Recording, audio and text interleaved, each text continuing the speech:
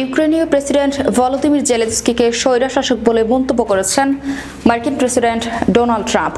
এই মন্তব্যে জেলেনস্কির সঙ্গে ট্রাম্পের ব্যক্তিগত বিভেদ আরও বাড়ল।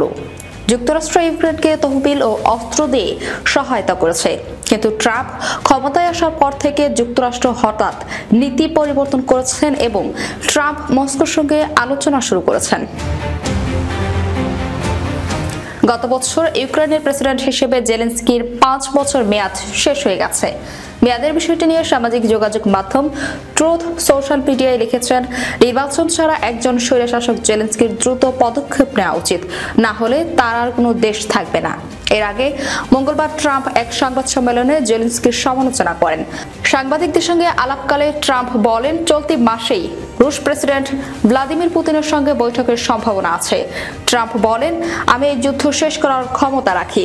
যুদ্ধ শেষ করা সংক্রান্ত আলোচনা ভালোভাবেই এগোচ্ছে, কিন্তু আমি আজ ইউক্রেনের নেতাদের বলতে শুনেছি, আহা, আমাদের আমন্ত্রণ জানানো হয়নি।